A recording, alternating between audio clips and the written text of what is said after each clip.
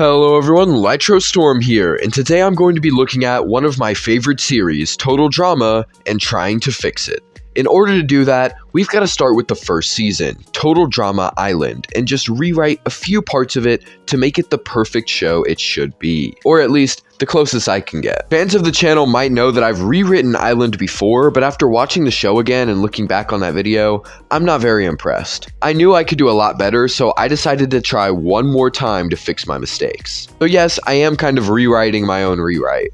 That video might get taken down before this one drops, but don't worry, you don't need to see it before watching this. I'm going to reference what I did in the original a few times, but mostly to state my improvements, so this video is essentially the same video, but better. But anyway, let's go ahead and get into my rewrite of Total Drama Island. So for episodes 1 and 2, I don't really want to change anything since they're the introduction episodes, and they do really good at establishing the show and just being interesting right from the start. For episode 3, The Big Sleep, I'd like to make it more clear who gets eliminated by having the people who fell asleep leave after waking up. It's just really distracting whenever everybody's there and they all keep falling asleep and waking up over and over again. And the counters weren't even accurate unless characters were awake off screen. I don't know. It was just really jarring. For the Dodge Brawl episode, which is episode 4, there are only 2 real changes I'd make. The first is that the scores should probably be accurate instead of random numbers, and the second, Bridgette is the surfer girl, and Duncan later on says that she's good at sports, which is why he wants to eliminate her. So I think having her take someone out in the dodgeball challenge would be good. She doesn't have to be the best like how Owen and Cody are portrayed,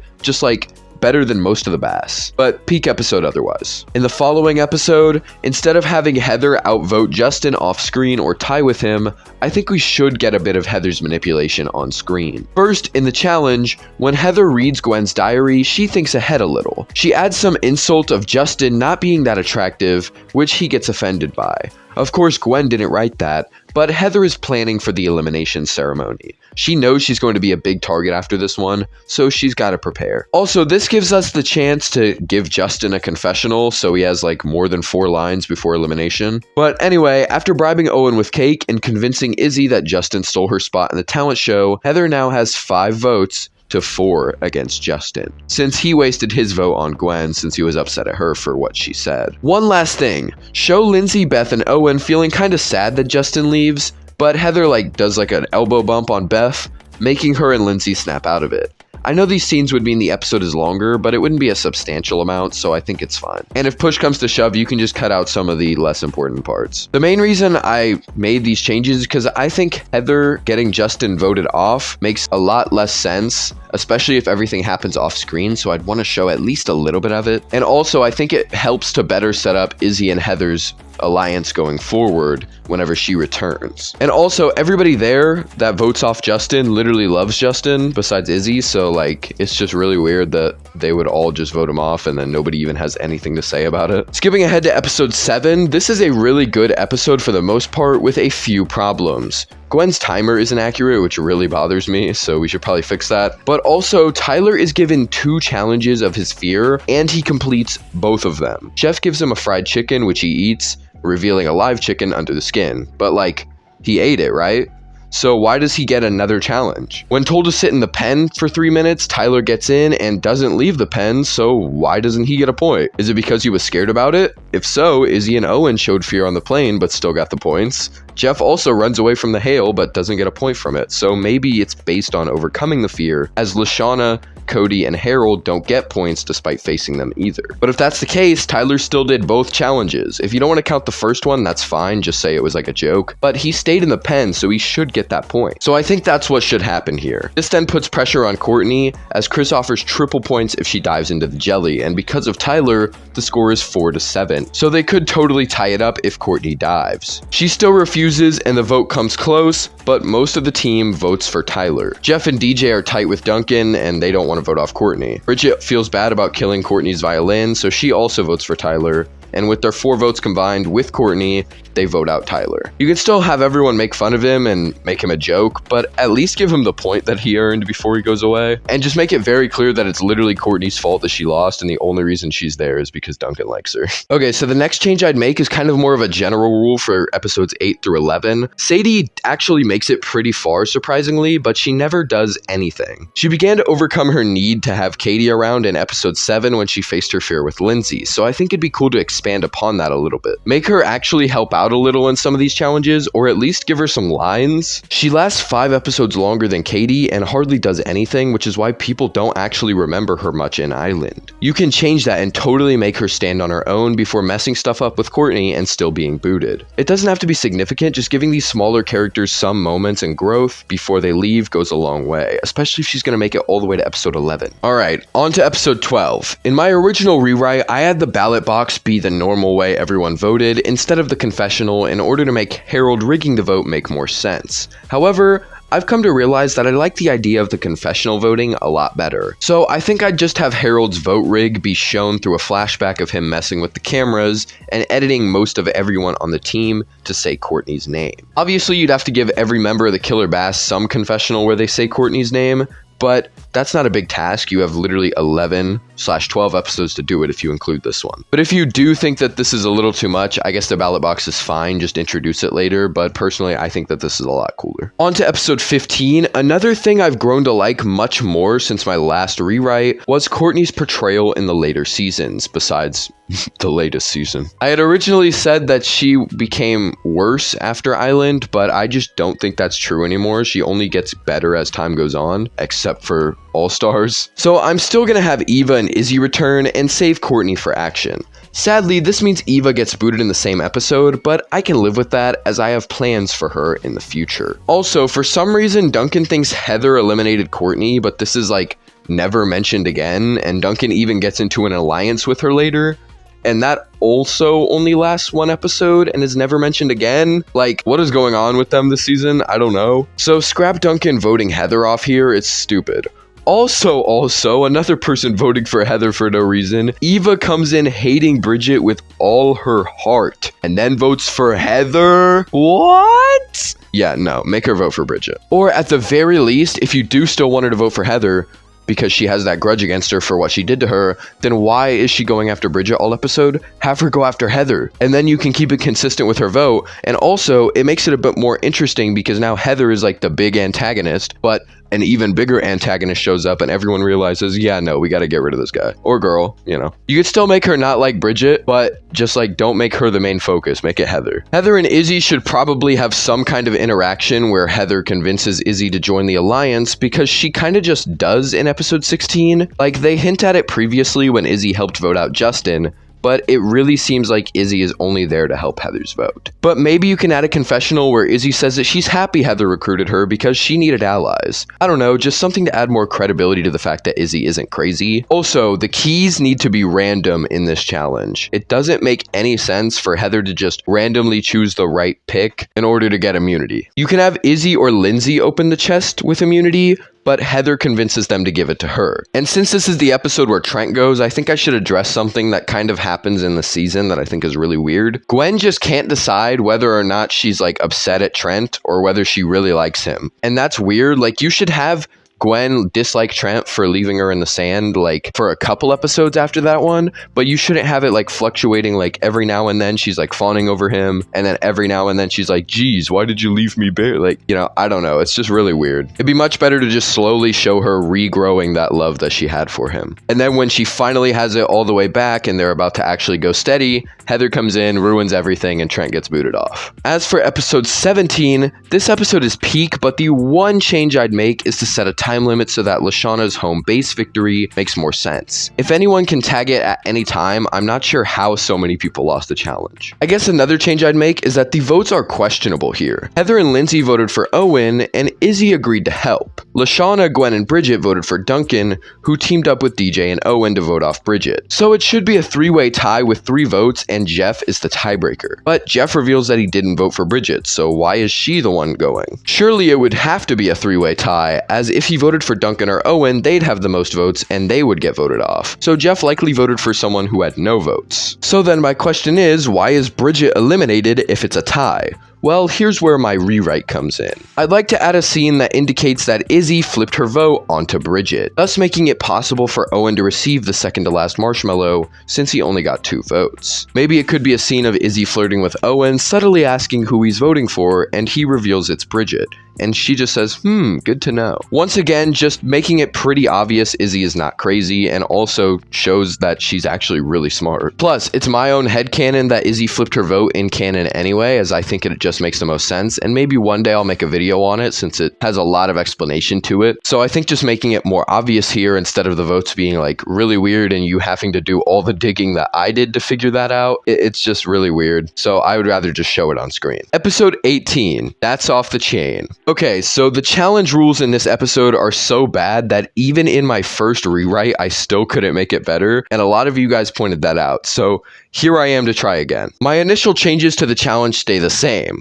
Make it so the first round has the characters use their own bikes, and the second round swaps them instead of vice versa. Whoever makes it across the finish line stays in regardless of whose bike they're on. It just really doesn't make any sense if they all swap bikes in the first round, and then if they get someone's bike across, then that person gets to go in the next round. Like, shouldn't they all just like throw the challenge so that none of their enemies can get immunity and participate in the next round? I don't know, it just doesn't really make any sense. This also solves the problem of Izzy and Lashana not being there. You can have them return right as the second round is beginning, with Izzy getting flung off the bike. So Lashana is now on Izzy's bike, and Chris allows this because all he demands is that for this challenge, they use each other's bikes. And it is the second round, so there you go. Now here's where my new change comes in, which I think makes this rewrite a lot better than the last one. Chris reveals that the winner of this challenge can choose who goes home. Now I still want Lindsay to ride Heather's bike, leading to her actually using the speed boost button to pass Heather and win the challenge. She defies Heather's plan for her to martyr herself so that she could win,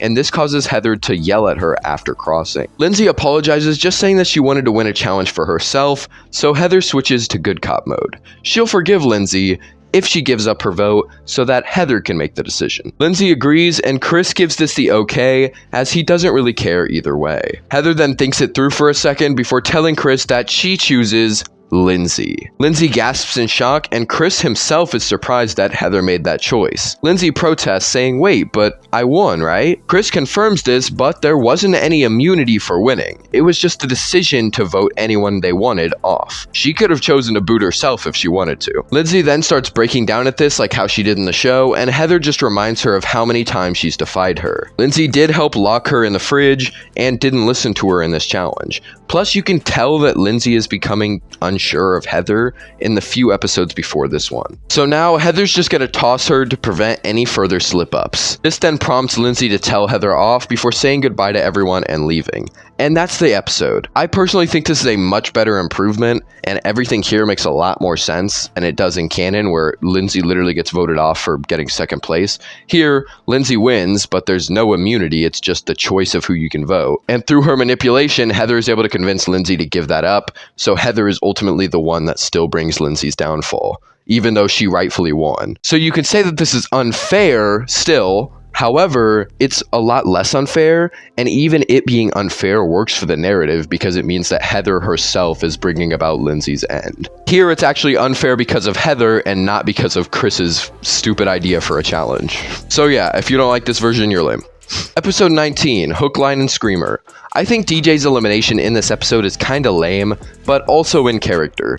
It's probably just an L we'll have to take, because keeping him in the show any longer unnecessarily changes a lot of things. It also makes it a lot harder to get rid of him. Certain characters just won't get voted out because of how liked they are by the other characters, so it's really hard to get rid of them when they get so far in the game. That's why DJ gets auto-eliminated, that's why Lindsay gets auto-eliminated for second. Well, actually, no, that's not why Lindsay gets eliminated, because everybody could have totally just voted her off to take away Heather's pawn, but they didn't, I guess. That's also why Lashana gets eliminated super unfairly in 5th place. It just gets a lot harder to get these guys out of the competition, so I think that this is probably the best idea since DJ literally does have this terrible scare. So sorry DJ, you still get booted before the animal challenge. Speaking of which, now that Izzy has seen Heather's propensity to take out her alliance members, and the fact that everyone dislikes her even more now, Izzy is going to part ways with Heather. In canon, their alliance just kind of randomly stopped after Lindsay was gone, so I wanted to add some explanation. You probably don't want Izzy to explain this though, as it gets rid of some of the mystery behind her craziness. We want her to look crazy, but make it somewhat clear she's hiding something. She doesn't need to be scheming constantly on screen.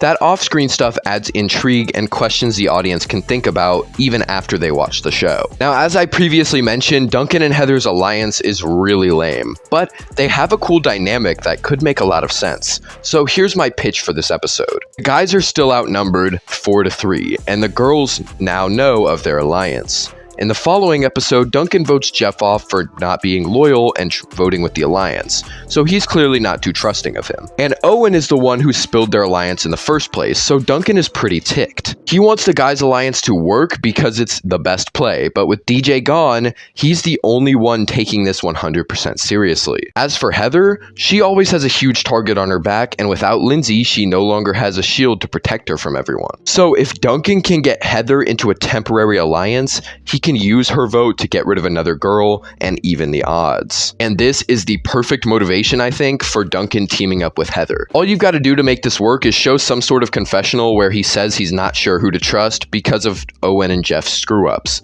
Then have him pitch the idea of teaming up to Heather by bringing up that she no longer has Lindsay. Also, in retrospect, you could have Izzy shooting Heather not really be an accident. She just wanted to prevent herself from cleaning the toilets. Oh yeah, for some reason in the challenge, Gwen doesn't get immunity despite winning. That's kind of dumb. She should get immunity, and the votes come down to Izzy and Heather. Owen voting for Izzy isn't very likely, so I'd add a scene where Owen reveals in a confessional that Duncan forced him to. And with what happened to Jeff after he didn't follow orders, Owen definitely wasn't going to take that risk. And so we have now officially fixed Duncan and Heather's dynamic throughout all of Total Drama Island, and we can move forward to episode 21. For this episode, the only real issue is the votes. For some reason, Lashana says this quote, "I ain't gonna front. I knew that if it came down to a popularity contest, I was gonna lose big time.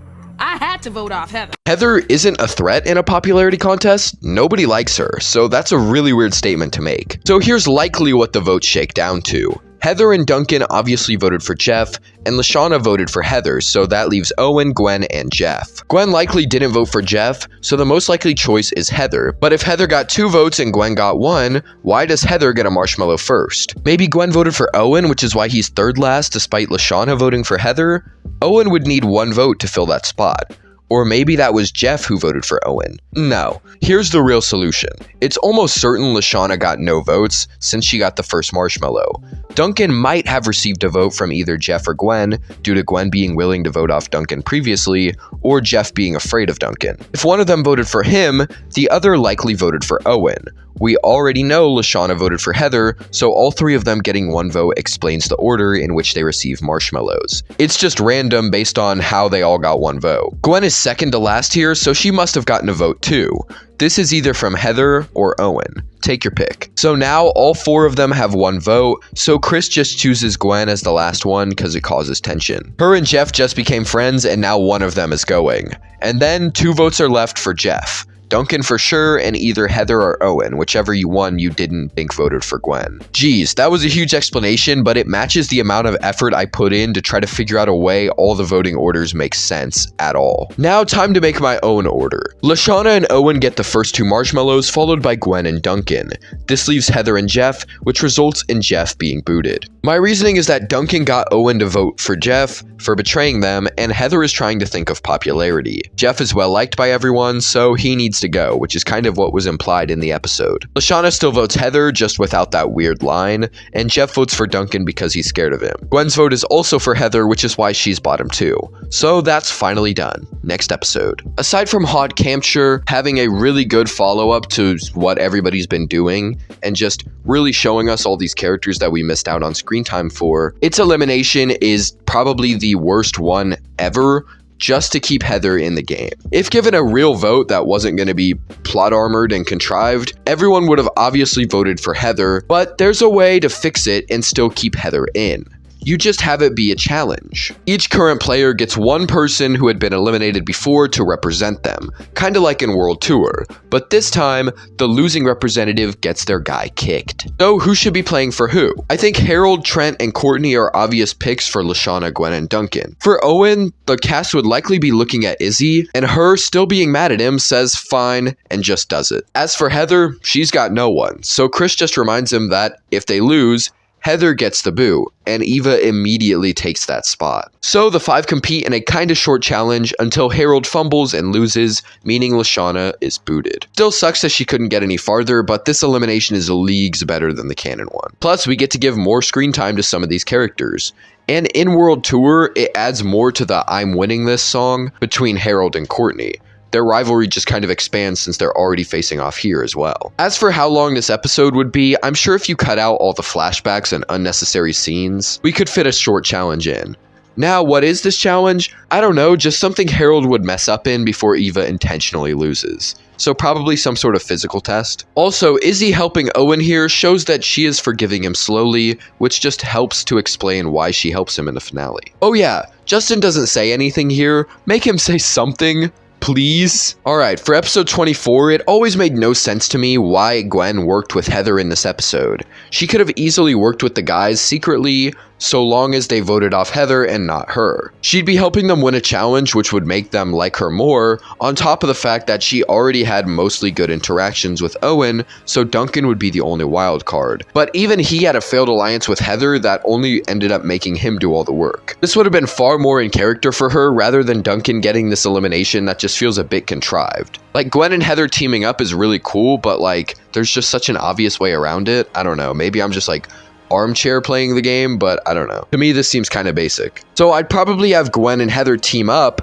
but Gwen tries to make that deal with the guys. However, Heather catches on and steals Duncan's stuff, leading to Gwen running after to try and catch her so that the guys can win. But Heather just leads her to the finish, giving them both immunity and leading to Duncan still being booted. That way, we can keep all the cool Heather and Gwen team-ups while also being true to Gwen's dislike of Heather. Episode 25 is just fine, and episode 26, the finale, we should keep it the exact same, just add Izzy ultimately trying to help Owen win as she still cares for him, and by the end the two have made up and are great friends once more. Oh yeah, I'm pretty sure this is the episode where Gwen just like goes over all of her experiences so far, and for some reason she makes fun of characters like Jeff, even though she was like best friends with him at the end. I don't know why. And I think whenever she mentions like the 5 sane people that she met, she doesn't even put Jeff in there. Like, it's just really weird. I don't know what they keep doing, but they just keep making Gwen like more dislikable. And it's just really weird. You shouldn't do that. But that is my rewrite of Total Drama Island. Looking back, I think I improved my other rewrites significantly and also improved the show pretty significantly as well. However, of course, I do have hindsight and I have all those other advantages. Like, I mean, I'm able to just sit back and pitch whatever I want. But I think I've fixed a lot of the plot holes and contrivances and whatnot, so I would have to say that this is a win for me. I also realized that I didn't even change the elimination order here, I don't think. So that's kind of cool too. Like, I just really kept within the bounds of the show and just re-explain things to make them better. But yeah, that's my rewrite of Total Drama Island. If you guys like this video, maybe I'll consider doing a rewrite of Action following this versions of events. And I mean, if that can just keep going, then maybe we'll just rewrite every season and we'll just keep it going and have like a much better Total Drama universe. I don't know. But yeah, let me know if you guys like the improvements I made. But as always, tell me if you liked this video, comment your requests for future videos, and subscribe. Thank you for watching. Have a great day.